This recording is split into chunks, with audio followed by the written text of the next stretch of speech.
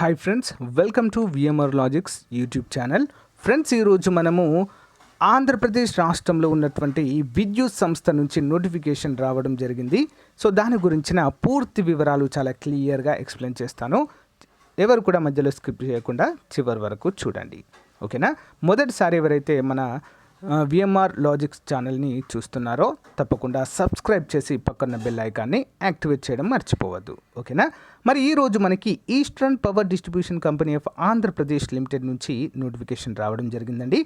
Online applications are invited from the eligible mail candidates for the filling up 398 number of energy assistant లేదా junior linemen grade 2 ఉద్యోగాలుగా మనమైతే వీటిని చెప్పుకోవచ్చు. వీటన్నిటిని భర్తీ చేయడానికైతే మనకి నోటిఫికేషన్ విడుదల చేయడము జరిగింది. ఇదొక విద్యుత్ సంస్థగా అయితే ఉందండి. సో ఇక్కడ మనం చూసినట్లయితే ఓన్లీ మెయిల్ క్యాండిడేట్స్ మాత్రమే దీనికి అప్లై చేసుకోవచ్చండి. సో మరి లాస్ట్ డేట్ వచ్చేసి 24వ తారీఖు 9వ నెల 2021గా చెప్పుకోవచ్చు. 30వ తారీఖు అంటే నిన్నటి నుంచే అప్లికేషన్ ప్రాసెస్ స్టార్ట్ అయింది. ఏ విధంగా అప్లై చేయాలి ఏంటి అనేది కూడా నేను చెప్తాను. శ్రీకాకుళం వచ్చేసి ఇక్కడ అంటే వేకెన్సీస్ ఏ విధంగా ఉన్నాయి ఏంటి అనేది చూద్దాము. శ్రీకాకుళంలో బ్యాక్లాగ్ 22, జనరల్ 66, మొత్తం 88 ఉన్నాయి. విజయనగరంలో 27 బ్యాక్లాగ్, 47 జనరల్, 74 ఉన్నాయి. విశాఖపట్నము 6 బ్యాక్లాగ్, 65 జనరల్, 71 ఉన్నాయి. రాజమహేంద్రవరం 47 బ్యాక్లాగ్, 75 జనరల్, 122 ఉన్నాయి. మరి ఏలూరు 13 బ్యాక్లాగ్, జనరల్లో 30, మొత్తం 43 ఉన్నాయి. సో మొత్తం కనుక చూసినట్లయితే 398 ఉద్యోగాలు అయితే ఉండడాన్ని మనం చూడవచ్చు. 13 జిల్లాల వారు కూడా ఎలిజిబులే. ఇక్కడ 5 ప్రాంతాలకు సంబంధించినటువంటి వారు మాత్రము లోకల్ క్యాండిడేట్స్ అవుతారు. 5 జిల్లాలకు సంబంధించిన వారు, ఓకేనా. సో ఈ విధంగా అయితే మనకు ఇవ్వడాన్ని చూడవచ్చు. మరి రిజర్వేషన్ అయితే ఏ విధంగా ఉంటుందంటే బీసీ వారికి 25% ప్లస్ 4% కలిపి ముస్లింలకు ఓబీసీ రిజర్వేషన్ ఇస్తారు. ఎస్సీ వారికి 15%, ఎస్టీ వారికి 6%, స్పోర్ట్స్ కోటా 2% అయితే ఇవ్వడము జరుగుతుంది. సో పిహెచ్ క్యాండిడేట్స్ అయితే ఎలిజిబుల్ కాదు అండి. వీటికి అందరూ కూడా గమనించాలి, చాలామంది అడుగుతున్నారు. ఏజ్ కూడా క్రైటీరియా చూసినట్లయితే మనము సో ముందుగా ఎడ్యుకేషన్ క్వాలిఫికేషన్ చూద్దాము. ఇంపార్టెంట్ ఇది. ఎస్ఎస్సి లేదా 10th క్లాస్ ఉంటే సరిపోతుందండి. దీంతో పాటుగా ITI qualification in electrical trade లేదా వైర్మెన్ ట్రేడ్ లేదా 2 సంవత్సరాల intermediate vocational course in electrical domestic appliances and rewinding అనేటువంటిది చేసి ఉండాలి, లేదా electrical wiring and controlling. Next చూసినట్లయితే electrical wiring and supervising of electrical appliances అంటూ మనకైతే ఇవ్వడము జరిగింది. ఇక్కడ నోట్ అనే పాయింట్ ఉంది, అందరూ కూడా జాగ్రత్తగా గమనించాలి. If there is any deviation from the above qualification for the above post the candidate shall produce the equivalency certificate from the authority issuing. అంటే ఏదైనా మీకు అంటే కంపల్సరిగా దీనికి సంబంధించినటువంటి సర్టిఫికేట్ ఉందంటే దాన్ని ఆథరైజ్డ్ అయి ఉండాలి కంపల్సరిగా అంటూ మనకైతే మెన్షన్ చేశారు. మరి ఇక్కడ చూసినట్లయితే మనకి లోకల్ క్యాండిడేట్స్ అంటే ఎక్కడైతే 4th to 10th వరకు చదివారో వారంతా కూడా లోకల్ క్యాండిడేట్స్ అవుతారు. రిమైనింగ్ డిస్ట్రిక్ట్స్ వారు నాన్ లోకల్ క్యాండిడేట్స్గా పరిగణించడం అయితే జరుగుతుంది. ఏ విధంగా అప్లై చేయాలి ఏంటి అనేది కూడా చూపిస్తానండి. అఫీషియల్ వెబ్సైట్ కూడా ఉంది.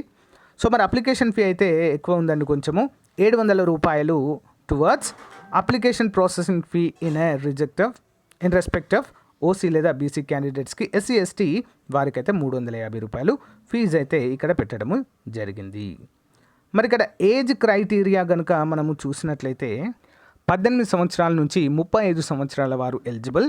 అంతేకాకుండా ఏజ్ రిలాక్సేషన్ 5 సంవత్సరాలు అయితే ఇవ్వడము జరిగింది. SC ST మరియు బీసీ అభ్యర్థులకు 5 సంవత్సరాలు అంటే 40 సంవత్సరాల వరకు కూడా వీరైతే అప్లై చేసుకోవచ్చు.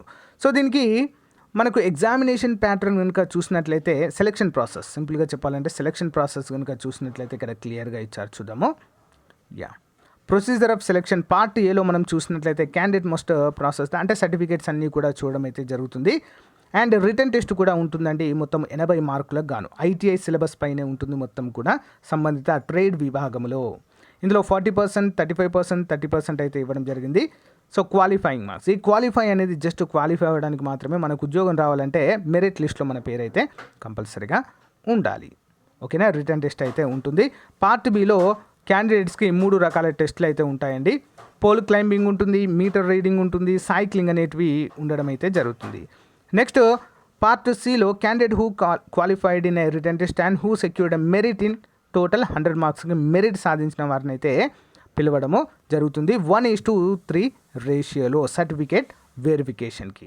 సో ఇక్కడ ఎవరికైతే మెరిట్ ఎక్కువగా ఉంటుందో వారినే తీసుకోవడం అయితే జరుగుతుంది. ఓకేనా. సో ఏజ్ ప్రూఫ్ వచ్చేసి ఎస్ఎస్సి సర్టిఫికేట్, క్వాలిఫికేషన్ ఇవన్నీ కూడా మనమైతే జడ్జ్ చేయవలసిందిగా ఇక్కడైతే మెన్షన్ చేస్తున్నారు. ఒకసారి మనం అఫీషియల్గా దీన్ని ఏ విధంగా అప్లై చేయాలి ఏంటి అనేది చూద్దాము. సో మనకు మొత్తం కూడా డ్యూటీస్కి ఎప్పుడు ఉంటామంటే డిసెంబర్లో మీరు ఉద్యోగంలో ఉంటారు, డైరెక్ట్ డిసెంబర్లోనే. ఓకేనా. డిసెంబర్లో మొత్తం కంప్లీట్ అయిపోతుంది ప్రాసెస్ కూడా. సో అప్లికేషన్ విధానం అయితే మనము క్లియర్గా చూద్దామండి. సో ఫ్రెండ్స్, ఈ యొక్క official website and application link కూడా మీకు వీడియో డిస్క్రిప్షన్లో ఇస్తాను, మీరు అప్లై అయితే చేయొచ్చు. ఇక్కడ online application form, filling the online application form. Before that మీరైతే ఇవన్నీ కూడా క్లియర్గా చదవాలి.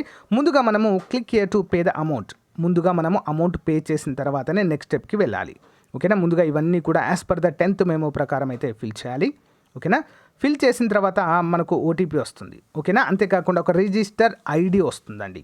సో ఐడి వచ్చిన తర్వాత పేమెంట్ కంప్లీట్ అయిన తర్వాత click here if the amount paid already అంటే, సో దీనిపైన క్లిక్ చేయగానే మనకి మళ్ళీ ఇంకొక ఫామ్ ఓపెన్ అవుతుంది. ఇక్కడ ట్రాన్సాక్షన్ ఐడి, మన యొక్క పేమెంట్ ట్రాన్సాక్షన్ ఐడి, మొబైల్ నెంబర్తో మనము లాగిన్ అవ్వాల్సి ఉంటుంది. అక్కడ ఫుల్ డీటెయిల్స్ కూడా ఇవ్వవలసి ఉంటుంది. ఓకేనా. దీని ఆధారంగానే మొత్తం కూడా ఫిల్ చేయాలి. ఓకేనా. అందరికీ కూడా అర్థమైందని అనుకుంటున్నాను. సో ఫీమేల్ క్యాండిడేట్స్కి అయితే ఎలిజిబిలిటీ లేదండి. అంతేకాకుండా డిప్లొమా చేసిన వారు అడుగుతున్నారు, డిప్లొమా చేసిన వాళ్ళకి కూడా ఎలిజిబిలిటీ లేదు. ఓన్లీ ITI చేసిన వారికే, బీటెక్ చేసిన వారికి కూడా ఇక్కడ ఎలిజిబిలిటీ అయితే కల్పించడం లేదు. గమనించాలి అందరూ కూడా. చాలామంది అడుగుతున్నారు బీటెక్ వాళ్ళకి, నెక్స్ట్ డిప్లొమా వాళ్ళకి అర్హత ఉంది అని. లేదండి, ఓన్లీ ITI. ఇక్కడ మనకు అఫీషియల్ నోటిఫికేషన్లు ఏవైతే మెన్షన్ చేశారో కేవలం వారికి మాత్రమే. ఓకేనా అండి. థ్యాంక్ యూ అండి. బాయ్.